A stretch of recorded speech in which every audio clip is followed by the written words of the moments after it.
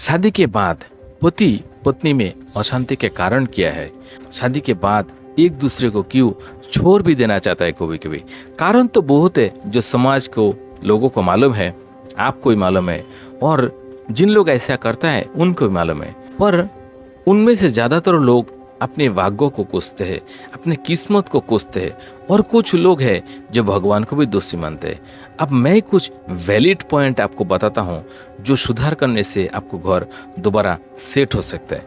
Number 1, भाग्य, किस्मत, भगवान या फिर दूसरा कोई व्यक्ति को दोष देना बंद कर दीजिए, क्योंकि किसी का कोई दोष है ही नहीं। ये आज से ही, स्टॉप फ्रॉम नाउ, ये बंद कर दीजिए।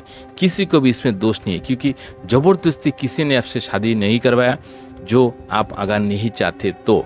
आपका मर्जी से ही हुआ, चाहे आपका लोभ के कारण हो, चाहे आपका लालसा के कारण हो, चाहे आपका कुछ आगे का मकसद पूरा करने के लिए आपने जो शादी किया है वो आपका ही गलती है और किसी का नहीं है। तो इसलिए किसी को भी दोष देना बंद कर दीजिए।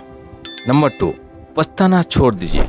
पछताएंगे तो जिंदगी भर पछताते ही रहेंगे, क्योंकि आपका हर एक सोच विचार भगवान को पाता है। इसलिए जब आप पछताएंगे तो पछताने लायक आपको बना दिया जाएगा। नंबर 3, पति को हर पल पत्नी को देखभाल करना चाहिए, क्योंकि हर एक आज़ादी पत्नी को नहीं देना चाहिए। इस शास्त्र की कहना है और मानना भी है। और फिर नौकर बना के भी नहीं रखना चाहिए, क्योंकि उनका मन जो होता है थोड़ा इमोशनल ज़्यादा होता है, थोड़ा बच्चे जैसा होता है, थोड़ा भोला होता है। भला बुरा ज्ञान बहुत कम पत्नी को ही होता है समय रहने पर। इस समय बीत जाने के बाद पछताते हैं, लेकिन पहले नहीं समझते, क्योंकि वो इमोशनली में बहुत बुरा नुकसान कर देते अपने आप का। तो नंबर 4, पत्नी को हमेशा मन में ये सोचना चाहिए कि विधाता ने जो चाहा और माँ बाप ने जो किया वो सही किया है। वे ही मेरा पति है और परमेश्वर है, और जो भी लिखा है किस्मत में वही होगा, इनका साथी होगा। किसी भी हालत में मैं अपनी पति को छोड़ के नहीं जा सकती हूँ।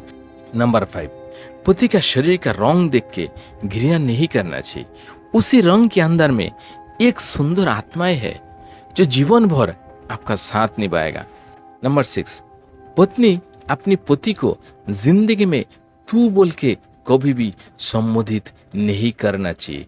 जिस दिन आपने आपका पति को तू बोल दिया, उसका मन में जो कष्ट आपने दिया, वो जो कष्ट उनको मिला है, ये कष्ट वो जीते जिए कभी नहीं भूलेगा, क्योंकि पति आपका पति है, आपका परमेश्वर है। वो आपको पालने के लिए, पोसने के लिए, उनका घर बसाने के लिए आपको ले आया है, और उसी समय से आपके लिए उनका मन से प्यार, भरोसा, इज्जत जो भी है वो धीरे धीरे कम होने लगेगा। इसलिए गलती से भी तू बोल के कभी भी संबोधित नहीं करना। ये मेरा हम्बल रिक्वेस्ट है आपसे, क्योंकि ये जो मैंने बात आपको कह रहा हूँ ये सारी बात सीक्रेट है, ये आपको कोई बताएगा नहीं। नंबर 7, शादी के बाद हर एक लड़की को अपना माँ बाप कुछ ज्ञान, कुछ शिक्षा देने के बाद ही उसको ससुराल भेजना चाहिए, ताकि उस घर में खुशी और शांति का एक माहौल बना रहे। वो नंबर 1 से बोलना चाहिए, देखो बेटी, आज से तुम्हारा सास ससुर ही असल में माँ बाप है। चाहे वो जैसा भी हो, तुम्हें उनका हर एक कर्तव्य को पूरा करना पड़ेगा। हम उम्मीद करेंगे तुमसे, ये कभी भी हमारा कान में हम जीते जी ये ना सुने क्या तुमने उनको माँ बाप का नजर में नहीं देखा। नंबर 2, ये भी बात बोलना चाहिए, तुम्हारा पति ही तुम्हारा परमेश्वर है। तुम्हारा देवर ननद तुम्हारा भाई बहन है, और सबके लिए मन में विश्वास और सम्मान, रिस्पेक्ट रखना। बाहर का दुनिया ऑटोमेटिक चेंज हो जाएगा। नंबर 8, जितना पति को सम्मान पत्नी करेंगे, समाज उतना ही आपको इज्जत देंगे, और आपका पति को उससे ज़्यादा इज्जत और रिस्पेक्ट देंगे। और पत्नी की गले की आवाज़ कभी भी पति से ज़्यादा होना ही नहीं चाहिए। घर की बाहर में आवाज़ जाना नहीं चाहिए। नंबर 10, शादी के बाद पत्नी की माँ बाप अपनी बेटी का घर के मामले में कोई दखल अंदाज नहीं करना चाहिए। उनका संसार, उनका फैमिली, उनका गृहस्थी अलग है, आपका अलग है। जैसा आपने घर बसाया है इसी तरह आपका बेटी को भी घर बसने दीजिए। पत्नी जितना रिस्पेक्ट अपना सास ससुर को देंगे, रिश्ता उतना ही मजबूत होगा और अच्छा होगा।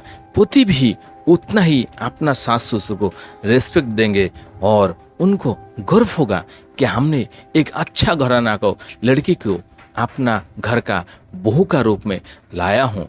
Thank you so much. आज के लिए इतना ही। नेक्स्ट दिन आएंगे और एक दूसरा टॉपिक के साथ।